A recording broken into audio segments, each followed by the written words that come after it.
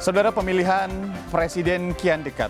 Banyak lembaga survei yang merilis hasil survei bakal calon presiden. Lalu bagaimana dengan bakal calon wakil presiden? Karena bisa saja bakal cawapres dapat menjadi penentu kemenangan di Pilpres 2024.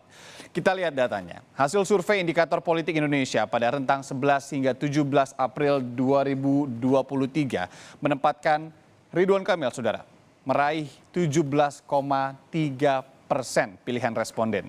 Setelah RK, ada Sandiaga Uno dengan elektabilitas sebesar 14,2%. Sementara Agus Harimurti Yudhoyono (AHY) ini dengan angka 12,4%.